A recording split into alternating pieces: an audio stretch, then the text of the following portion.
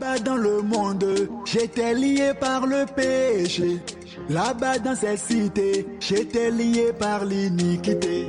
Atrocité, méchanceté. Bien-aimé dans le Seigneur, bonjour. Je suis Carlos Recandé pour 5 minutes avec Jésus-Christ. Qui m'a aimé.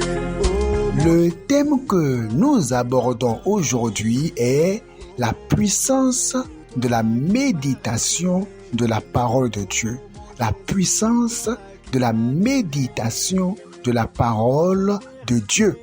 J'étais dans la mondanité, en réalité, je vis. Bien-aimés frères et sœurs dans le Seigneur, dans le livre de Psaume chapitre 119 au verset 127, c'est pourquoi j'aime tes commandements plus que l'or et que l'or fin. C'est pourquoi je trouve juste toutes tes ordonnances, je hais toute voie de mensonge. Tes préceptes sont admirables, aussi mon âme les observe. La révélation de tes paroles est claire, elle donne de l'intelligence aux simples. Oh mon Jésus, toi qui m'as. Bien-aimé dans le Seigneur, s'il y a une chose qui manque à beaucoup de chrétiens aujourd'hui, malheureusement, c'est la méditation de la parole de Dieu. C'est étonnant que plusieurs chrétiens puissent considérer la Bible comme une corvée, comme un fardeau. Prendre sa Bible, l'ouvrir, la lire, la méditer est comme un fardeau, une corvée. Et même quand plusieurs lisent la Bible, c'est juste pour apaiser leur cœur, leur conscience et pour s'écrier « J'ai aussi lu la Bible aujourd'hui ». C'est toi qui m'as racheté.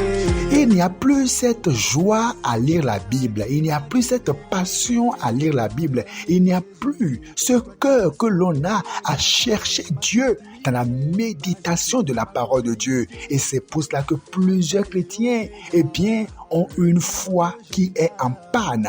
Ils ont une foi qui est en panne. L'église prie beaucoup, les gens prient beaucoup dans nos assemblées, mais leur prière n'a pas de poids. Les gens prient beaucoup, mais sont chétifs spirituellement parce qu'ils ne connaissent pas la puissance qui réside dans la méditation de la parole de Dieu. Vous ne comprenez pas le mystère qui est créé lorsque vos regards sont plongés dans les lettres des Saintes Écritures. Vous ne comprenez pas le mystère qui se produit entre les Saintes Écritures et votre âme.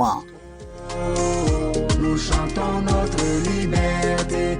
Lorsque vous mangez de la nourriture, vos papilles gustatives vous font sentir le goût. Vous pouvez dire que ce repas est doux.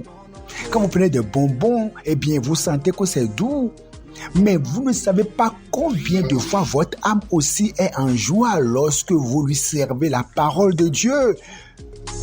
Offert au prix de son sang. Regardez au verset 130, il dit la révélation de tes paroles est claire. Ça veut dire que une chose est de lire la parole de Dieu, mais tout autre est de recevoir la révélation qui vient de Dieu. Oui, le même verset, tu peux le lire plusieurs fois, mais le Seigneur va te révéler une chose que tu n'as jamais comprise, jamais imaginée. Comment pouvez-vous vaincre la tentation si la parole de Dieu ne demeure pas en vous abondamment? Comment pouvez-vous grandir spirituellement si la parole de Dieu ne demeure pas en vous abondamment? Comment pouvez-vous vaincre la masturbation, vaincre la colère si la parole de Dieu ne demeure pas en vous abondamment? Ce n'est pas qu'une question de prière, mais sur quoi votre prière est-elle reposée?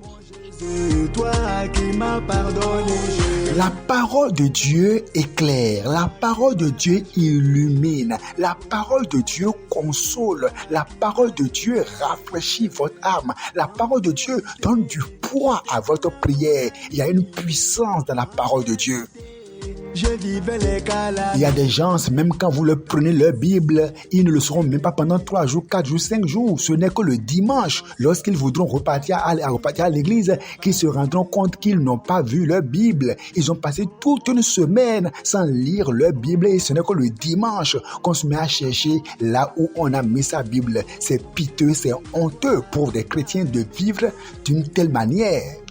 Il y a une dame comme ça qui a toujours dit au pasteur, oh vraiment j'aime la parole de Dieu. Le pasteur lui a demandé, est-ce que vous lisez la Bible? Elle a dit, oh pasteur, je lis la Bible, je la lis vraiment, la parole de Dieu, elle est délicieuse.